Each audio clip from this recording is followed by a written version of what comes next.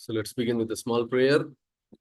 Nama Om Vishnupadaya Krishna Prishnaya Bhutale Srimate Bhakti Vedanta Swamin Niti Namine Namaste Saraswati Deve Gauravani Pracharine Nirbhisesha Sunyavadi Paschatya Desatarine Jai Sri Krishna Chaitanya Prabhu Nityananda Shri Advaita Gadadhara Shivasadi Gaura Bhakta Vrinda Hare Krishna Krishna Krishna Hare Hare Hare Rama Rama Rama Hare Hare Mukam karoti vachalam pangun langayate girim yatrupatmaham vande Shri Gurum Dinatarinam Paramananda Madhavam Shri Chaitanya Ishwaram Hari Om Tat Sat. Okay, so let me share the screen.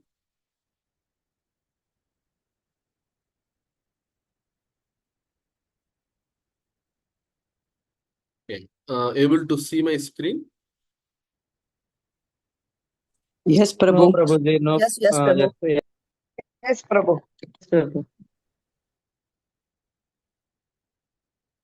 So this 15th chapter of Bhagavad Gita is called Purushottama Yoga, Yoga of the Supreme Person.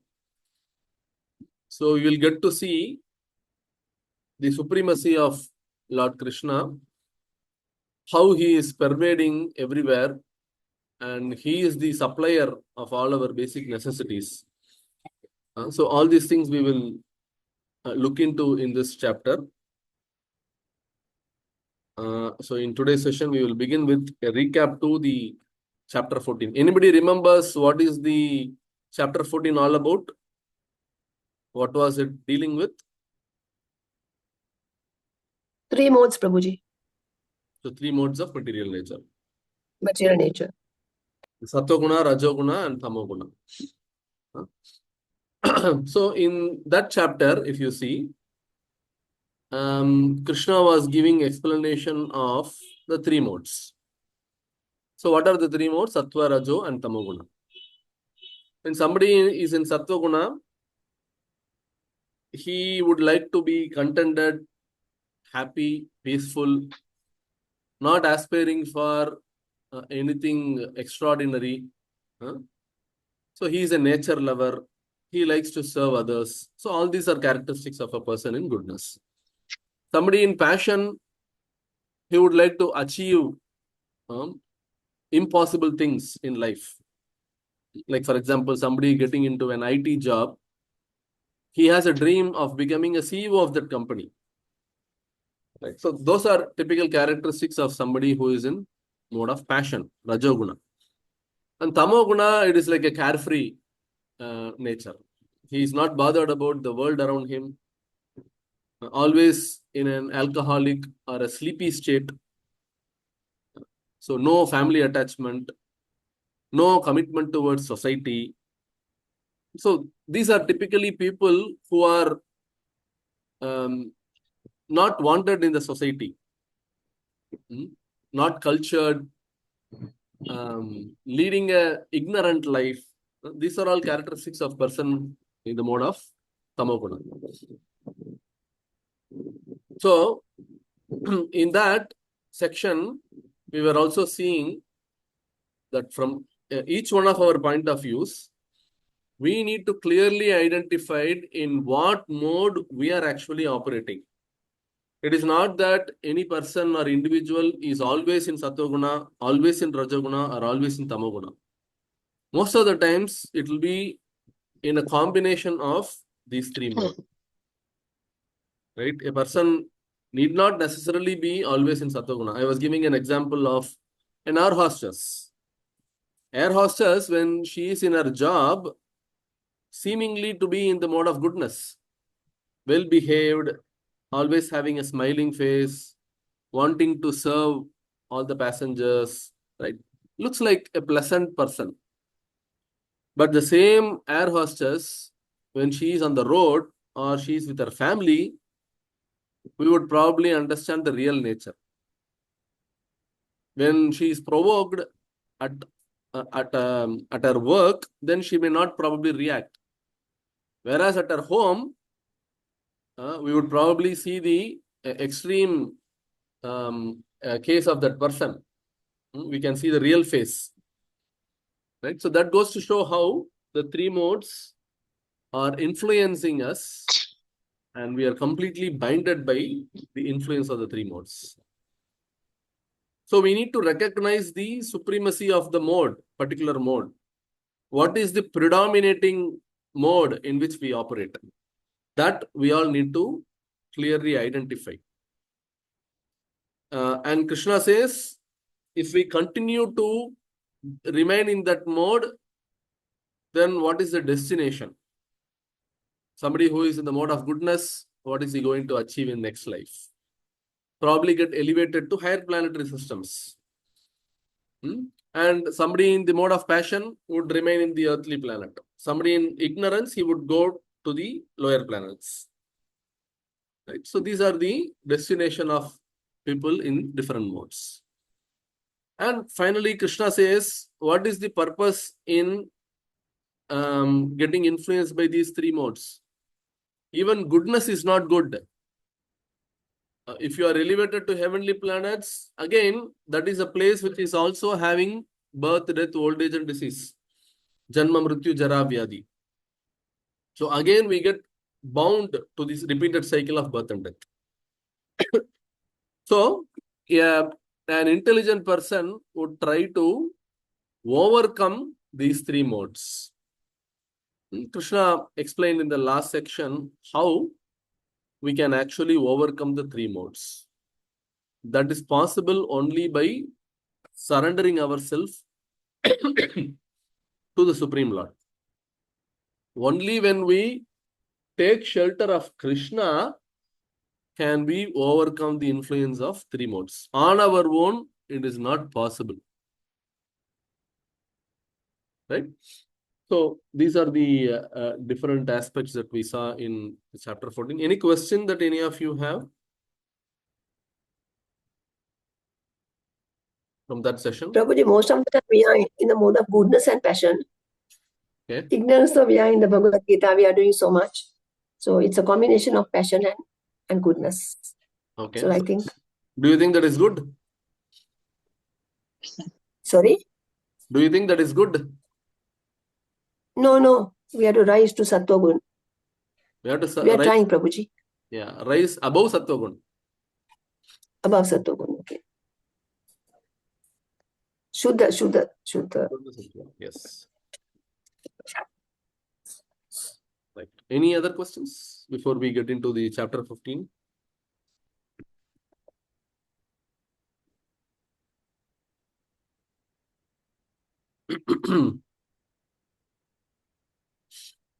As we keep on mingling with a lot of people, Prabhuji, we come to know most of the people are in the mode of ignorance.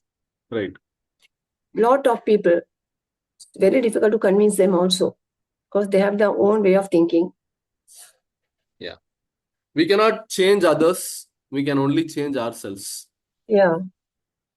No, but we want to help them, Prabhuji, but they don't want to accept it. They think they are right. So it's no point. Yeah, there's no point. See, one thing that we can see is if you are on the road and you have especially you are driving a car, you will have the rear mirrors, right? From which you can see the object coming behind. If somebody is not in that vision, can you go and complain to that person, hey, come drive properly. I'm not able to see you. Can we go and complain? So we need to adjust our mirror, isn't it? Yeah. That is an intelligent person's act. Similarly, when others are in lower modes and you are getting affected by that, then the problem is with us. We need to correct ourselves, basically. Why I am getting affected by mode of somebody who is in mode of ignorance? Because I am not in a right mode. Yeah, that's true. Prabhuji, what is the right ratio of the combination of three gunas? Because anything more than that is also not desirable. So, what is the right ratio one should have? So, if you were there in the last class, we discussed this, right? So, basically, three modes are compared to, like the mode of goodness is compared to a jail which is made out of gold. Mode of passion is actually compared to a jail which is made out of bronze. And mode of ignorance is something which is compared to a jail whose jail bar is made out of iron. Which is better out of these three? You are in a jail. Does it really matter whether it is made out of gold or silver, gold or bronze or iron? No, it doesn't matter. I mean, yeah. As long as I'm within the jail, I should only bother about that. Exactly. It's a jail anyway. We need to get out of it. Exactly. Right? So goodness is not good. So whether you have it as a 90% goodness, 10% ignorance, it doesn't really matter. But having said that, when somebody is predominantly in goodness, it will help one to elevate above that mode of goodness. So that's why in the scriptures it is mentioned that there are 4 varnas, right? Brahmana, Kshatriya, Vaishya, Sudra. Somebody who is in the mode of goodness is predominantly called Brahmana.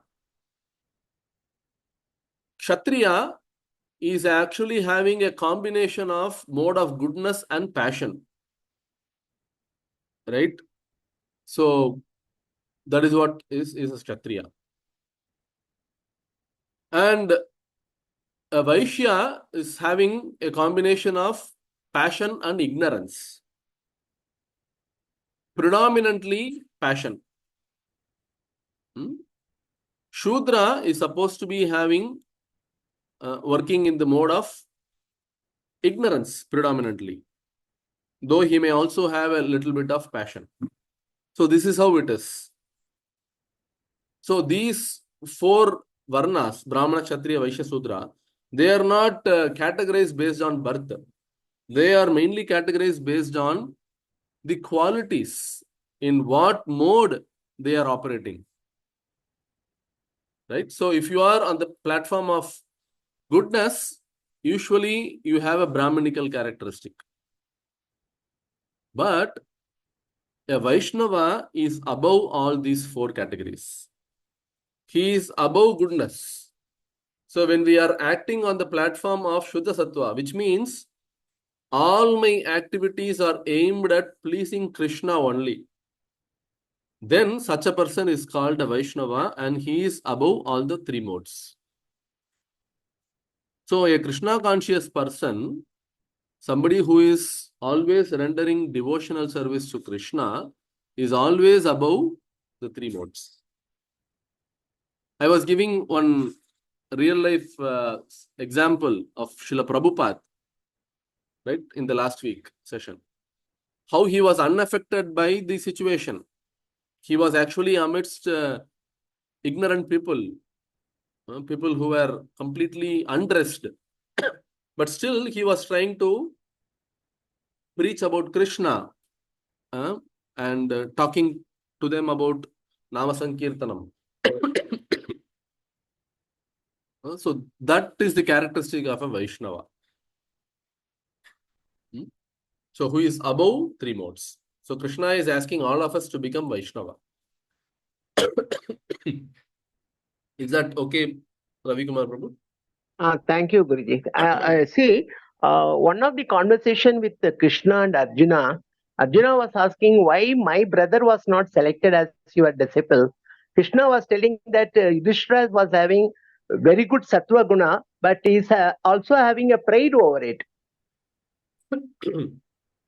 So even if a person is too good and he thinks that he is too good, then he falls.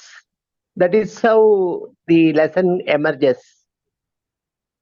Okay. So there are many things that get circulated as conversation happening between Krishna and Arjuna. Many of them are not authentic. So we cannot really comment about those.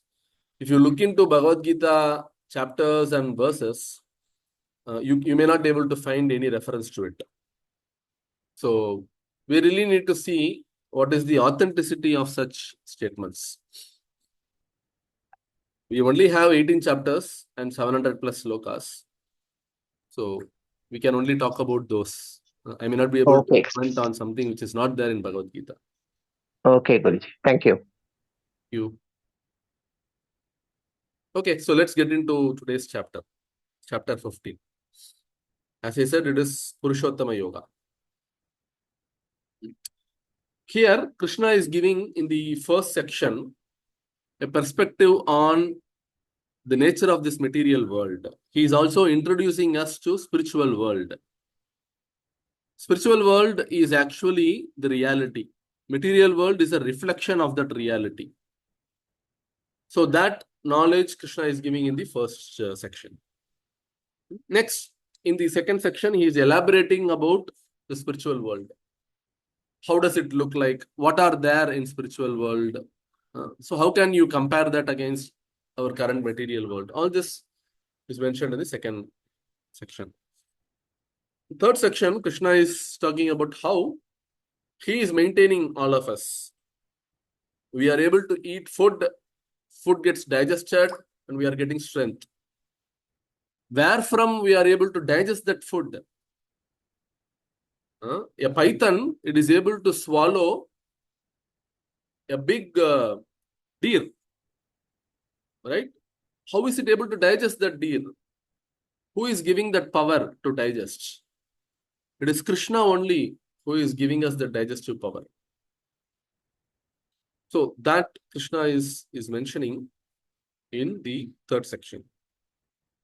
And finally, Krishna is talking about the essence of this chapter, essence of Bhagavad Gita. So these are the different sections in chapter 15. We'll begin with this. Home or hotel. Right? So we all have this experience of traveling to different places. We get to stay in some hotel accommodation. What would be our preference? Do we like our home or do we prefer to stay in hotel? What is your choice? Obviously, home. Home. Obviously, home. Home, Guruji. Right? I'm sure you all would have this experience. You would travel Yes. outside. Yeah. We'll travel outside. We may stay in some other place. But in the beginning, probably we may enjoy, that new atmosphere. But as time goes on, we would always be hankering, when will I come back to my home? Isn't it? Very true. Right? So we are always accustomed to our home, which we think is our permanent place.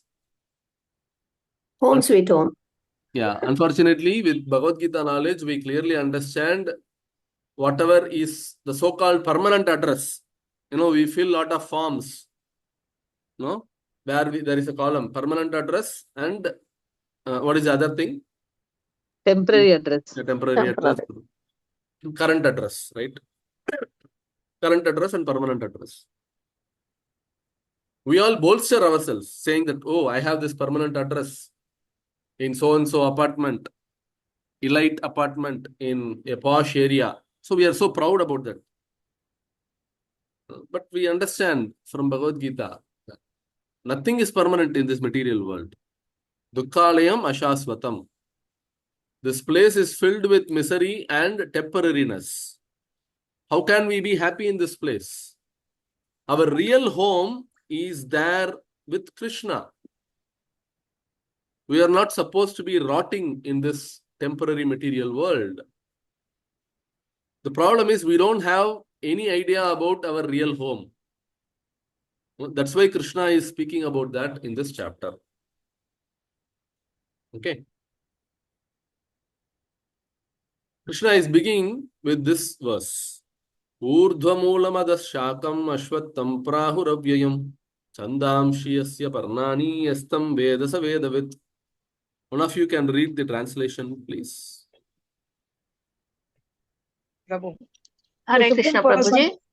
The Supreme Personality of Godhead said, it is said that there is an imperishable banyan tree that has its roots upward and its branches down, and whose leaves are the Vedic hymns. One who knows this tree is the knower of the Vedas. Hare Krishna, Prabhuji. Hare Krishna. So any of you have had this experience of trees which are hanging upside down? Have you ever seen that?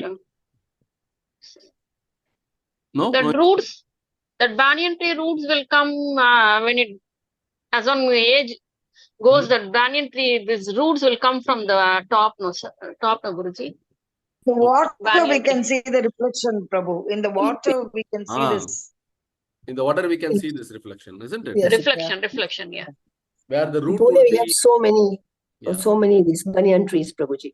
yeah, the root would be above and the tree would lie beneath, right? So that experience we can get from the reflection, as Kamala Mataji rightly said. So which is the reality? The one that we see on water or the real tree? Real tree. Real tree. Right? So this is the exact scenario that we are all in. The one that we are seeing in as a reflection in water is nothing but this material world. This material world is temporary. It is unreal. The so-called happiness that we see in this material world is also happiness. It is a perverted reflection of real happiness which we can find only in spiritual world. You know, it is mentioned that the topmost happiness that one we can get in this material world is actually the union between a man and woman. The scripture says that. That is the topmost pleasure that we can achieve in this material world. But that pleasure is also just a tinge of what we can actually get in the spiritual world. Unfortunately, we don't have that experience. So we are not able to perceive that with our limited material senses. So many of the things we cannot perceive with our tiny little intelligence.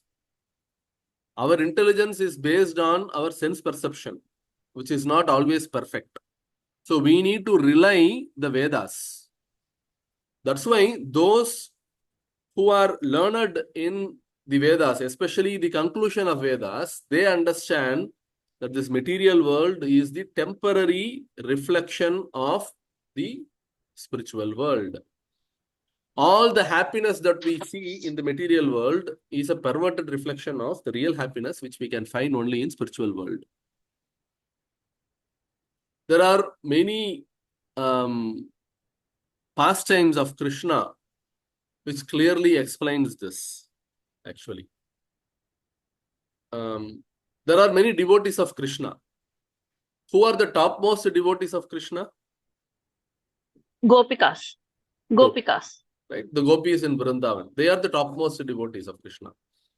The other devotees like Arjuna, the Pandavas, Sudama, right? So they are all there. They have their friendly relationship with Krishna. But the topmost relationship is that which is exhibited by the gopis. Unfortunately, because we don't have proper knowledge, we tend to think that the relation between Krishna and many gopis, this is nothing but the extramarital relation that we find in material world. One woman interacting with many women, one man interacting with many women. No, that is not the case. That is the perverted happiness that we find in material world. In spiritual world, all the relation that Krishna has with his devotees, it is incomparable. We cannot find such relationship in material world. With our mundane senses, we think Krishna with gopis as something like a boy-girl relation in material world. That is not the case. This is not for sense pleasure. We need to understand that. The gopis are so elevated. They had no intention for their own sense gratification. They wanted to always satisfy Krishna. In satisfying Krishna's senses, the gopis were getting millions of times more happiness than what Krishna was actually getting. in the material world, have you ever had an experience where by serving somebody, you get million times more happiness? Have you ever had that experience? Yes, Prabhuji. Yes, Prabhuji. In what situation?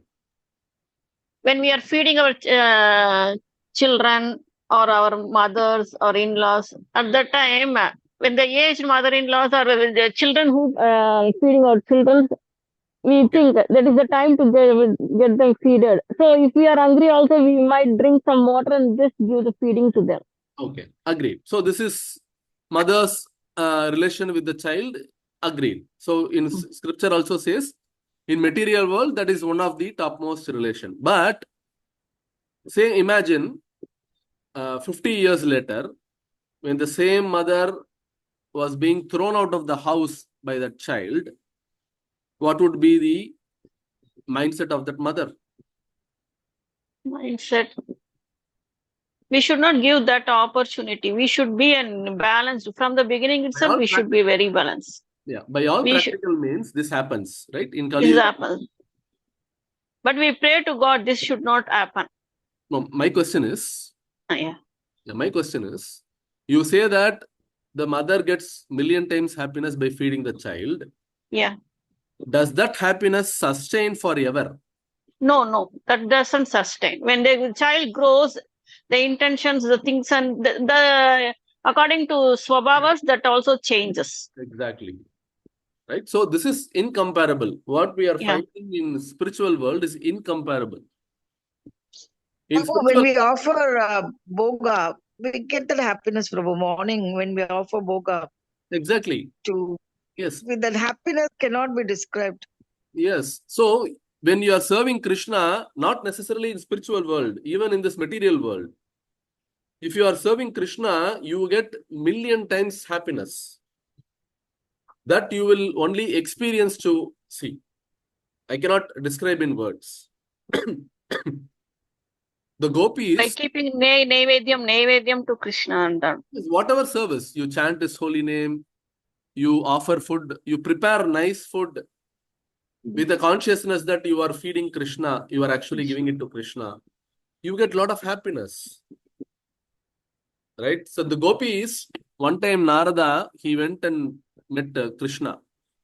Krishna was having severe headache. So Narada was puzzled. Oh, Supreme Lord, you are having headache. I have never heard this before. How can I give you relief to your headache? Then Krishna said, you find my devotee and get the dust from his feet. You know, when you walk on the floor, you get dust in your feet, right? You get me the dust from my devotee and put it on my forehead, then my headache will go away. Then Narada was completely shocked. Who will be willing to give dust from their feet for Lord Krishna? When you place your feet on Krishna, what is it? Is it a good thing? No. It's supposed to be a sinful activity, right? You cannot place, leave alone placing foot in front of, on Krishna's head. You cannot even show your feet in front of deities. It is an offense. Right? Narada Muni was bewildered. Who will be willing to give dust from their feet? He went and approached the Pandavas. They said, no, I will go to hell if I give my dust from my feet. I am not willing to do that. He went and approached Sudama, all the devotees he went and approached. None of them were willing to give. His wives, Dwarka. Yeah, wives. Dwarka wives also he approached. Dwarka, they also were not willing to give. Finally, Narada Muni approached Krishna and Krishna said, you go and inquire the gopis. So he went and asked gopis. Gopis said, why not? Please take tons of our lotus feet dust. If Krishna's headache will go away because of my dust, I don't mind going to hell. Then Narada Muni was completely astonished. I have never seen such a high level of devotion. That even though I may go to hell, if that pleases Krishna, then I am willing to do that. So that was the elevation of Gopi's love. This level of unconditioned love And the happiness that the gopis get by serving Krishna, you can only understand it in the spiritual world. In the material world, because we are trying to serve everybody else other than Krishna, we are not able to perceive that unlimited happiness. Agreed. When we are serving our child, we serve with an intention that my child should grow nicely.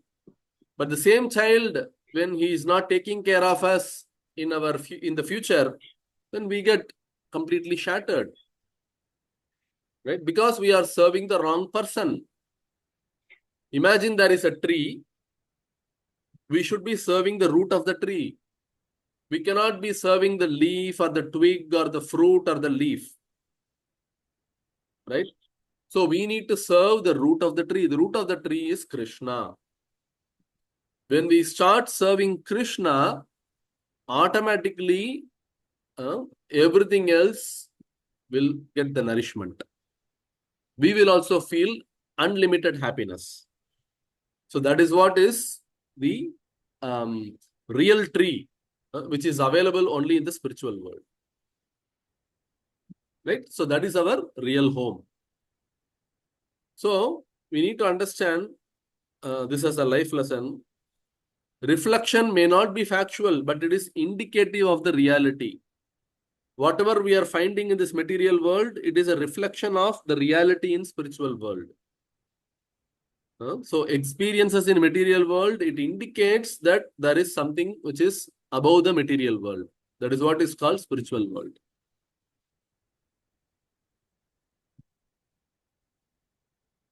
Okay.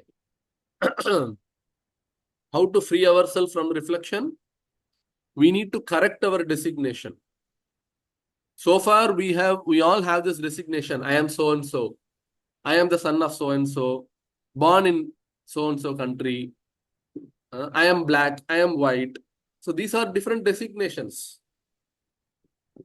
These are all bodily designations. We need to detach ourselves from all these designations. What is our real designation? We are all servants of Krishna. Krishna is the real master. I am supposed to be serving him. And I need to be giving up my lording it over material nature. In this material world, we all think that I am the boss of everyone else. But in reality, we are all servants of Krishna. When we can give up that lording it over material nature, then we can actually cross over this reflection and reach the real abode, real home. So we need to submit ourselves before Krishna, leaving aside all our bodily designations.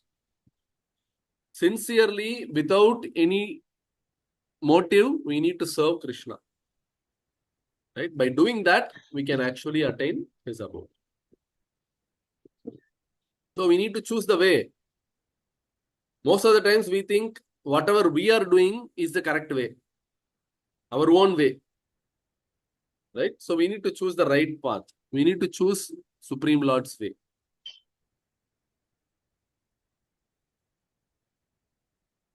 And we often find, the material world, it is always giving a perverted reflection. We can never find a family which is always happy. Often what happens when we see many films or cinemas, right? So towards the end, we find happy ending. The family is united. They all have a happy ending. But is that going to be the end? No, unfortunately not. The material struggle is going to continue. Whatever we are finding in the films, they are perverted reflection. That is not the reality. The reality is that the challenges are always going to be there in the material world. We cannot find a suitable place which will be having happiness all the time. That is only possible in the spiritual world. That is our real home. So we need to have that strong understanding from Bhagavad Gita.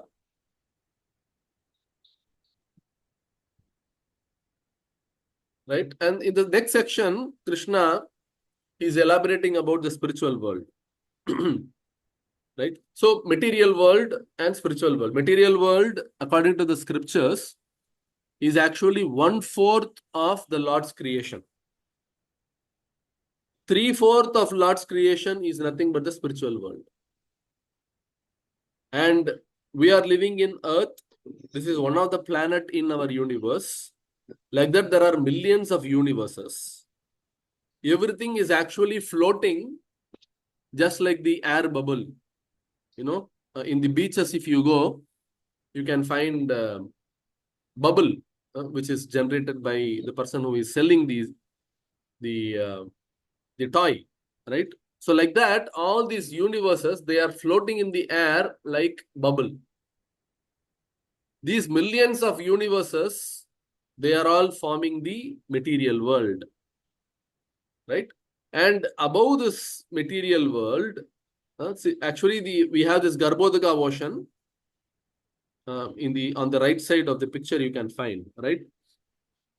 Garbhodaka ocean, the Supreme Lord as Vishnu is lying down. From his navel, a lotus is sprouting. From that lotus, Lord Brahma was born. And Brahma is actually the creator of all the living entities. So from the Supreme Lord's navel comes all the different planets in the universe. You have 7 lower planetary systems, 7 upper planetary system. Earth planet, which we are living in, is the middle planet. And the topmost planet is Satyaloka, which is where Lord Brahma is residing. So, right from the lower planet till the topmost planet of Lord Brahma, everything is material world. Which means, is Brahma going to have death or not? Is he going to live forever? No, Prabhuji. Oh, Prabhuji. No. No. Brahma is also going to have his lifetime. He is living 100 years, but his 100 years is millions and billions and trillions of times more than what we are living here.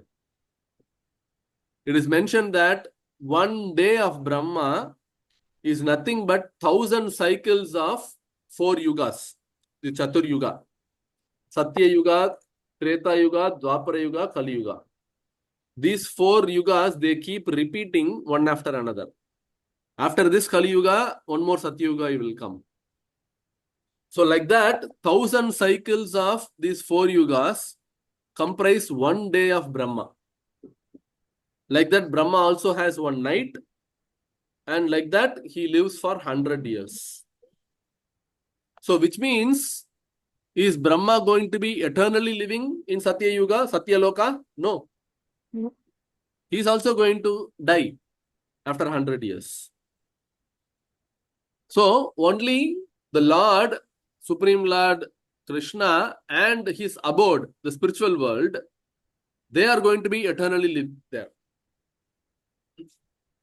As long as we take birth in any of these universes, any of these planets in the material world, we need to again repeat the cycle of birth and death. There are 84 lakh different types of species. We are all now human beings. Like that, there are many other living beings, right? So, if you are not Krishna conscious, if you are not rising above 3 modes, Sattva-guna, Rajoguna, Tamoguna, we may have to take birth as one of the living entity in any of these planets, in any of these universes. If you take birth in any of these universes, then you may again have to take birth again. This Punarjanma is always going to be there. Until the point when we perform bhakti and reach Vaikuntha planet. Until that time, we need to again take birth again and again and again and again. Right? So this knowledge is actually given by Krishna. So he's talking about his abode, Krishna. One of you can read this translation.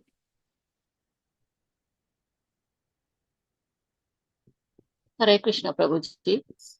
That supreme abode of mine is not illuminated by the sun or moon, nor by fire or electricity. Those who reach it never return to this material world. Hare Krishna. Yeah. So, do we have this experience? A place which is not having sun or moon, but still it is illuminated always? No, right? Spiritual world. Yeah. So we don't have that experience. So here we find during the daytime we get sun. At night we don't find sun. So we get moonlight, which is not compared to sunlight, right? So it is not as bright. So at night we require electricity. So these are all the scenario in material world. But in the spiritual world, the Supreme Lord, his effulgence is so bright that they don't require sun or moon. The place is always illuminated. Right? So that is the nature of spiritual world, which means what? There is no darkness in spiritual world. People are always in Shuddha Sattva. There is no darkness. There is no Tamo in the spiritual world. Tamo Guna is only there in the material world. Right? So that is the internal meaning of that verse.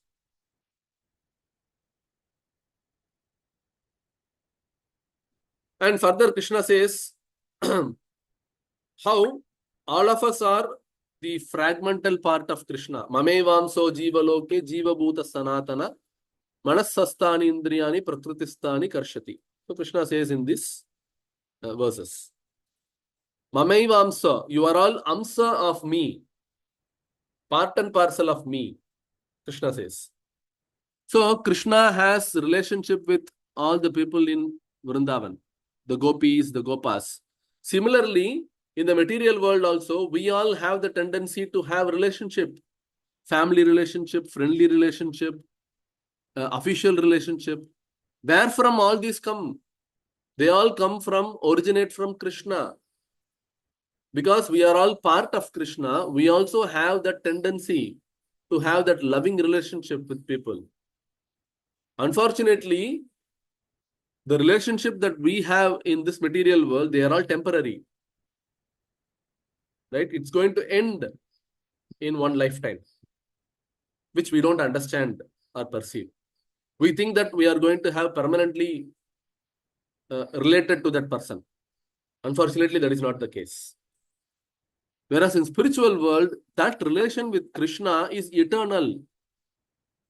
It is not something which we are trying to rejuvenate in this lifetime. No, it is a lost relationship, but the relationship is always there. Krishna is our Father, Supreme Father. We are all his sons and daughters. We are all part and parcel of Krishna. So, unfortunately, we have forgotten that relationship. And through Bhagavad Gita, Krishna is trying to again rekindle that relationship, lost relationship with Krishna. The moment we again try to establish relationship with Krishna, then we will always be in transcendental happiness. We can always be blissful, even though we are in this material world. Right? So let's wake up. Our real identity is that we are all part and parcel of Krishna. Understanding and acting as per that identity will make us always blissful. I belong to Krishna. Right? With that intention or with that identity, when we start serving Krishna, trying to please Krishna, just like how the gopis did. The gopis were willing even to go to hell if that pleases Krishna. We may not be able to take that extent, but whatever little possible, if we try to please Krishna by chanting his holy name, by visiting his temple, by hearing about his pastimes, whatever little possible, if we can do that, that will please Krishna and that will give us a lot of happiness. Right? So that's the life lesson which we can take. Then, subsequently, Krishna goes on to say one important factor. How the reincarnation happens. What happens at the time of death? Can one of you read the translation for me? Hare Krishna, Prabhuji. Yes. The living entity in the material world carries its different conceptions of life from one body to another, as the air carries aromas. Thus, it takes one kind of body and again quits it to take another. Thank you, Prabhuji. So we have this experience, right? In the nearby hotel, when they cook nice sambar, we could sense the nice aroma of sambar. How is it possible? We are not there in that hotel physically, but still we are able to sense it. How is it possible? The smell? Smell. Yeah. So who is carrying that smell? The air. In the air.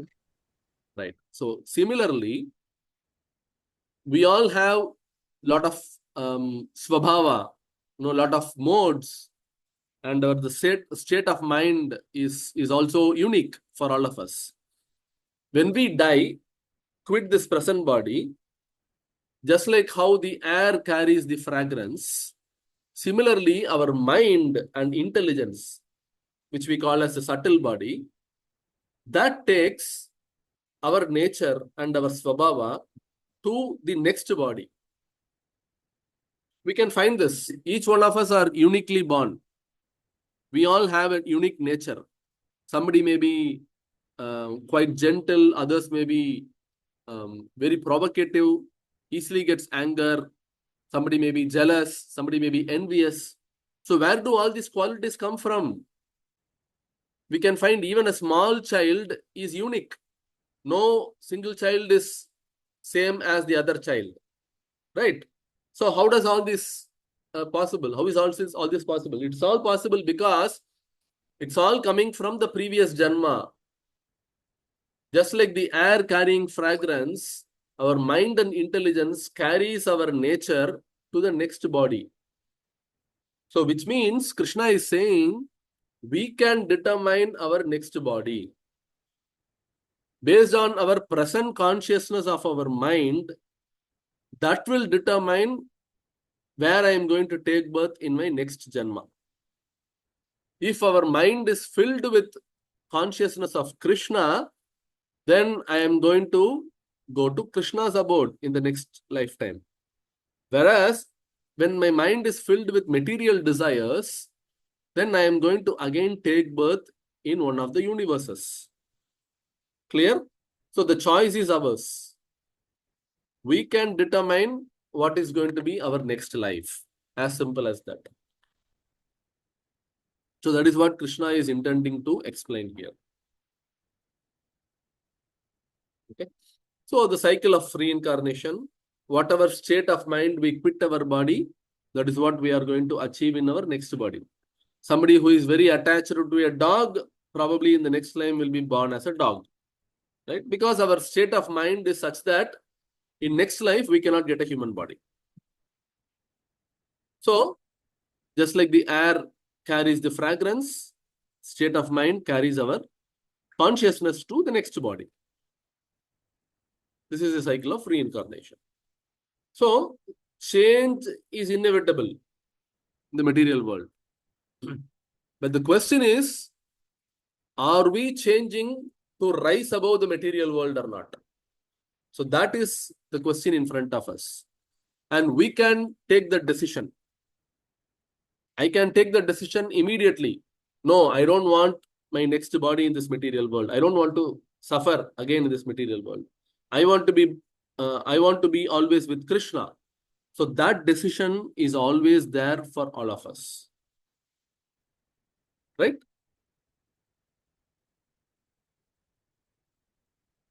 So moving on to the next section.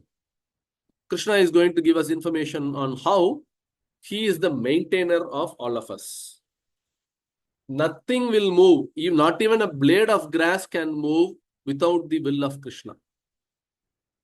Krishna is the ultimate doer and controller. We all need to understand it. How Krishna is giving some information in this section. So, can one of you read this? Yes, Prabhu, may I?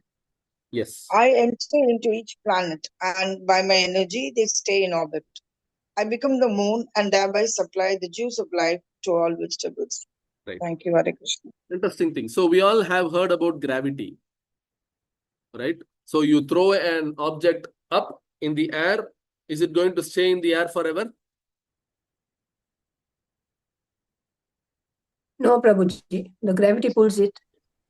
Earth has a gravitational force. It will come down. Right. But have you ever seen the Earth planet or any other planet falling down because of the effect of gravity? No. No, Prabhuji. It is perfectly revolving in each of their orbit, right? Yeah. So scientists may say it is all because the gravitational force is not there, blah, blah, blah. So many theories may come. But ultimately, who is causing all these planets, millions of planets, to float in their orbit? Who is the cause? Krishna, Lord Krishna. Not Lord Krishna. Krishna. He himself is saying here, Gama Vishya Chabutani Daryam Ahamojasa. I enter into each planet and by my energy they stay in the orbit.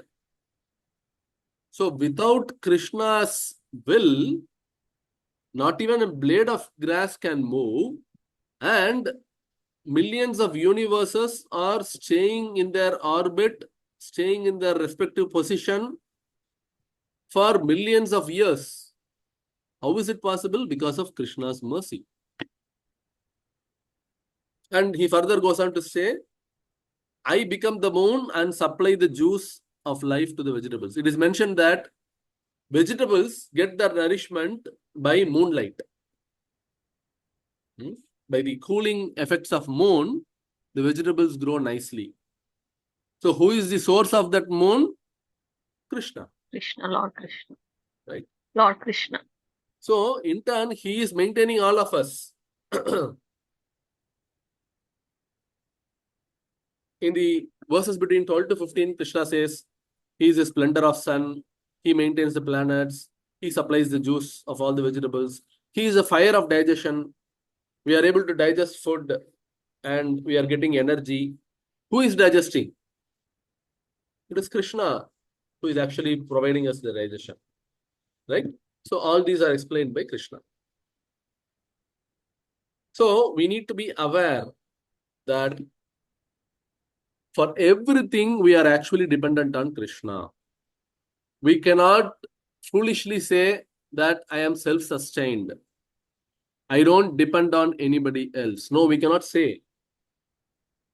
Right? So we need to have gratitude and we also should be humble. We should humble ourselves before the Supreme Lord Krishna. Right?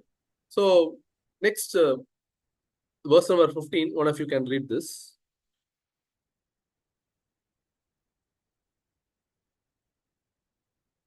Can one of you read? Read the verse or the translation? Translation. Okay. I am seated in everyone's heart, and from me come remembrance, knowledge, and forgetfulness. By all the Vedas, I am to be known. Indeed, I am the compiler of Vedanta, and I am the knower of the Vedas. Thank you, Prabhuji. So Krishna is giving three things here. He gives us remembrance, he gives us the knowledge, and also forgetfulness. So remembrance, we all can understand. There are kids who can remember all the 700 slokas and they can repeat. So who is giving that knowledge or remembrance? Krishna. Why we are not able to do that? Because Krishna is only giving us as much power. So we cannot question Krishna. Right? So he is also giving forgetfulness. Forgetfulness is also a grace of Krishna. It saves us from so many miseries. Why is it said that Krishna giving forgetfulness is also helping us?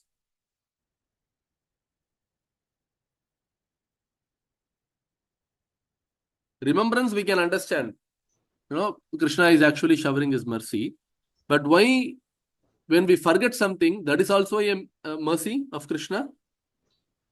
Yes, Prabhu, sometimes because we don't want to remember the bad things. Yes. Right? We want to forget and move on. Yes. Just imagine all our past lives, millions of lifetimes, if we remember everything, do you think we'll be happy in this life? Never, No. Prabhu. No, we can never be happy. Just imagine in the previous life, if we were born as a pig, roaming on the streets and eating stool, do you think we can lead a happy life when we are eating our next meal? No, No. no. No. Immediately that image of whatever stool that we were eating comes into our mind and we cannot peacefully eat. So Krishna is mercifully giving us forgetfulness also. So we need to be thanking Krishna for giving us remembrance, knowledge, and forgetfulness. How many of us consciously do that? We all have written so many examinations in schools, colleges. We remembered so many things, all material things. Who gave all that remembrance? Immediately we need to understand it is Krishna. No. Sarvasya chaham hridi sannivishto matta smritir jnanam apohanam cha. Krishna is the one who is giving matta, smritir and jnanam. Forgetfulness, remembrance and knowledge. Right? So he is the maintainer of all of us. By giving us the power to digest, by giving us all the necessary arrangements and material nature, he is maintaining all of us. So we need to understand and thank Krishna each and every day. There is always this prayer that we do in schools, right? At least in our schooling. Every day we used to thank God for all that we have got from Him. How many of us consciously do that now? Are we I doing do it? it, Prabhu. We do, Krishna. Every day I do it. If you are doing that is very nice. We are doing Prabhu every day. Morning when we pray, Yeah. after the arti. First, thank God for what He's given us and then do the rest of the prayers. Exactly. We need to be doing that. Without Krishna's mercy, we cannot survive each day. Right? So we need to thank Krishna not just by words, but by our action, by our service, which is very, very important. We need to thank Krishna by constantly thinking about Krishna, by serving Him, by chanting His holy name, by hearing to His pastimes, by associating with His devotees, by spending our time in Krishna conscious activities. By doing all these, we are actually thanking Krishna. Right? We need to consciously do that day in and day out. So, life lesson for us, when we do something for others, we want to be praised. When others do for us, we think it is their duty. Right? But just see what the Lord is doing for us. He is doing everything without any expectation at all. He is maintaining all of us without any expectation. Whether you praise Him or you blaspheme Him, Lord is impartial. He is going to provide us whatever we want. Right? You see the situation now in the Kali Yuga, people are atheistic. They don't agree or understand God's presence. But do you think God is not providing what we want? Is He not providing us with rain? Is He not providing us with food grains? In spite of us being so ungrateful, ungrateful? No, He's providing. He's still continuing to provide us, maintain us. See how merciful He is. Yes, Prabhuji. Right? So So true. we need to recognize all this. Be grateful to Krishna. Right? So that is what we learn from these sections of Bhagavad Gita. And further in this section, Krishna is also talking about two classes of people. We will read this. One of you can read the translation. Hare Krishna Prabhuji, can I read? Yes, Prabhu. There are two classes of beings, the fallible and infallible. In the material world, every living entity is fallible. And in the spiritual world, every living entity is called infallible. Right. So infallible meaning somebody who never falls down, somebody who doesn't commit mistake at all. In the material world, all of us have 4 defects. Our senses are imperfect. We are all into illusion. We commit mistakes and we also cheat others, right? So we all have these 4 defects. But there are people, especially the devotees of Lord, who are always infallible because they are constantly remembering Krishna, serving Krishna, trying to please him. They fall in the category of being infallible, right?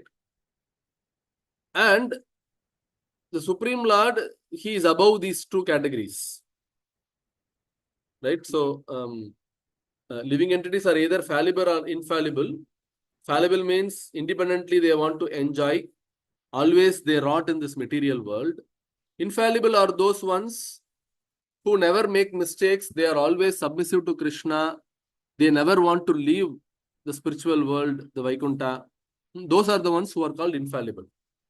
But Krishna says he is transcendental to both infallible and the fallible one. Can one of you read this?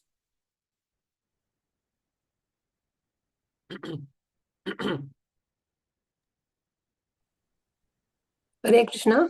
Yes. Because I am transcendental beyond both the fallible and infallible, and because I am the greatest, I am celebrated both in the world and in the Vedas as the supreme person. Thank you, Prabhuji.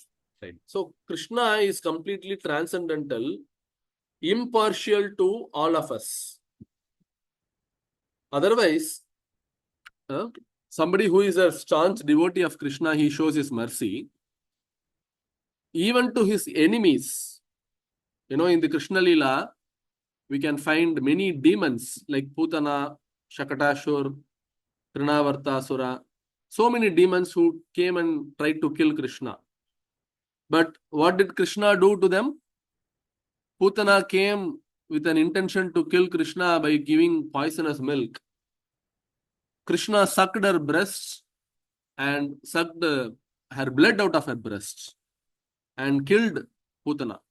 But what happened to Putana after being killed by Krishna? What was the destination that Putana attained after getting killed? She went back to Godhead. Yeah, so she went back to spiritual world, to Goloka Vrindavana, Spiritual world. and there Krishna awarded Putana with the position of a nurse, Dhatri, because Putana gave Yes, Prabhuji. milk to Krishna. Though her intention was to kill Yes. Krishna, but because she gave milk to Krishna, Krishna considered her as somebody like Yashoda Maya. Mother. So that is the magnanimous nature of Krishna. He is completely transcendental to the fallible and the infallible. You may have so much of malintentions, but still Krishna is looking forward to deliver each and every one of us. That's why he has given us this Bhagavad Gita. He wants us to turn our face back to him. He wants us to go back to his abode. Always be with him. That is the intention of Krishna. Right? So we need to understand that real intention. So though we are fallible, we can still just a minute. We can still achieve all success just by following the Supreme Perfect Person Krishna. You simply follow Bhagavad Gita instructions of Krishna, you can actually cross this material world. From fallible, you can actually become infallible. Right? So that is the life lesson. And another important thing is that Lord Krishna is a supreme being. He is the worshipable, topmost worshipable. And when we remember this always, then our life will become perfect. No need to try and please any other personality in this material world. If we can please the Supreme Lord Krishna, then everybody else are pleased. Right? So that we need to understand. Pouring water to the root of the tree. Yatha taror moola niseshanena. Tripyanti yatskanda bhujopasakaha. So this is a verse coming from Srimad Bhagavatam. Yatha taror mula nisechanena. Just like how we are watering the root of the tree, Tripyanti, all the other parts of the trees are getting happiness or nourishment. Tripyanti tatskanda bhujopasakaha. Which means all the twigs and the leaves of the tree, they all get nourishment just by watering the root of the tree. Can you give the sloka reference, Prabhuji? Sorry? Srimad Bhagavatam. Can you give the sloka reference in Srimad Bhagavatam? Srimad Bhagavatam, this is coming in the 4th canto, in the section where Narada Muni is instructing. Just a minute.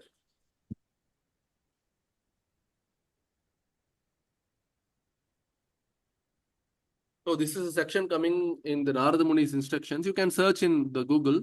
Yatha taror mula nisechanena. That is the... Okay, Prabhuji. Okay, I'll find it. Yeah. And the verse also goes on to say one more example. Pranopaharacha tatendriyanam.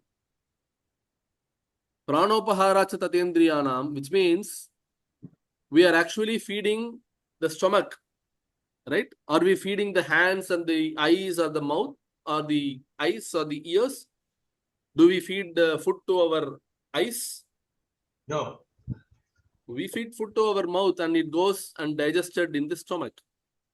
Right? Pranopaharacha yathendriyanam.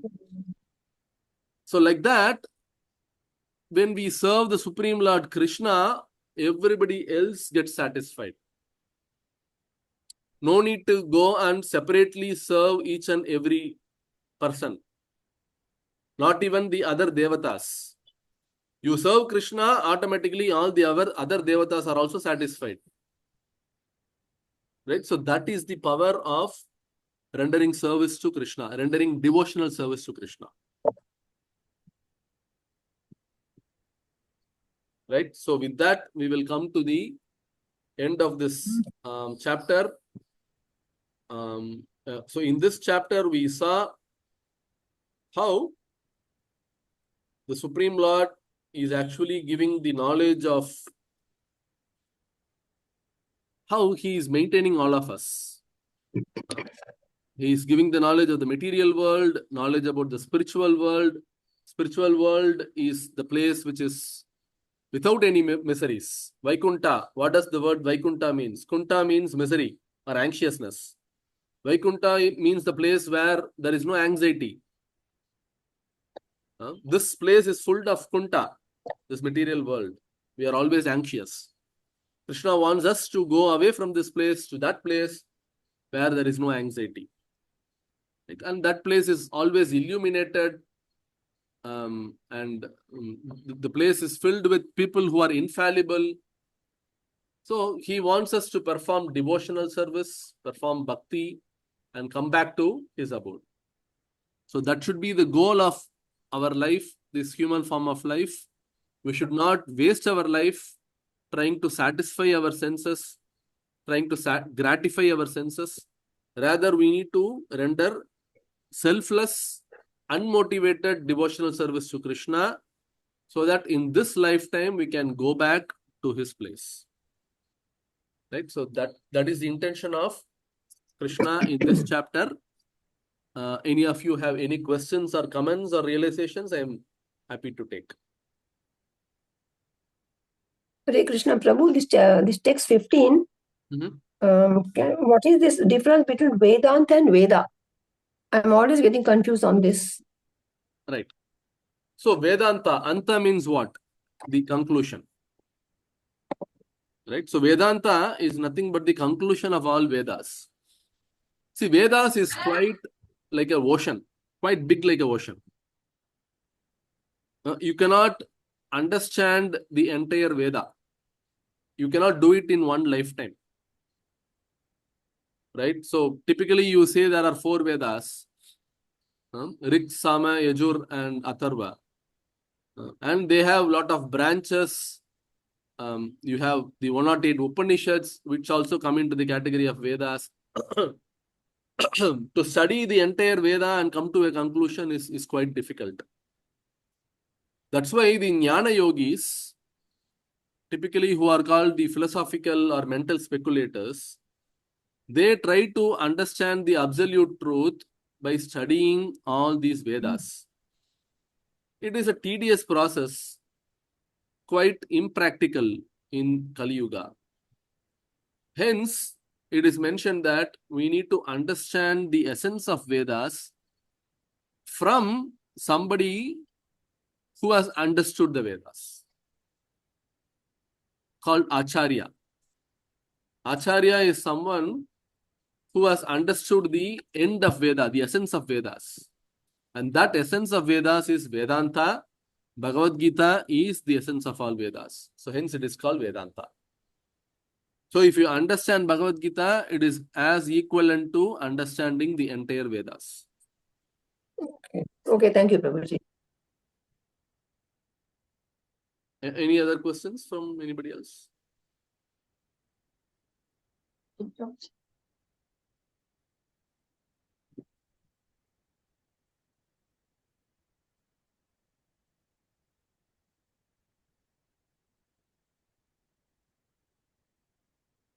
Okay, so I assume there are no more questions. So I will conclude the session for today. Let's meet up again tomorrow at 3 o'clock. We will look into the 16th chapter of Bhagavad Gita. Prabhuji, one more short question. So what's the Vedanta Sutra then? Vedanta Sutra. Right. So sutra means aphorism in English. A typical aphorism is Atato Brahma Jigyasa.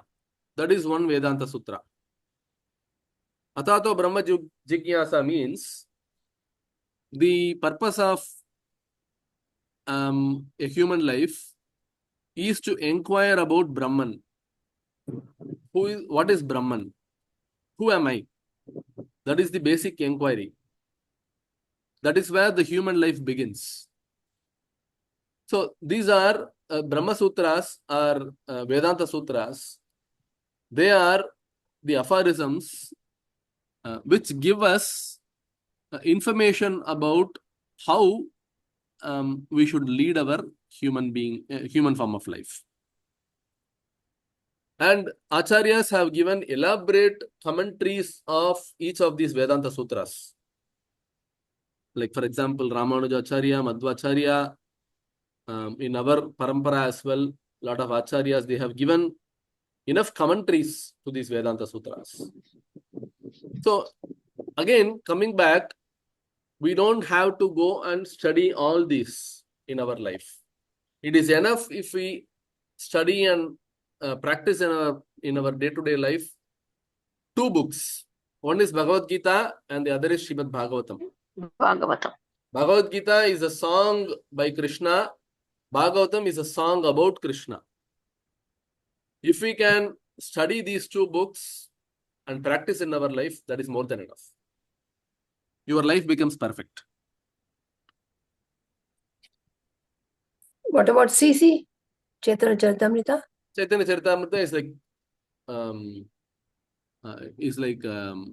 Bhagavatam is post-graduation. Chaitanya Charitamrita is like a PhD. PhD, yeah. You can come to that later point, not now.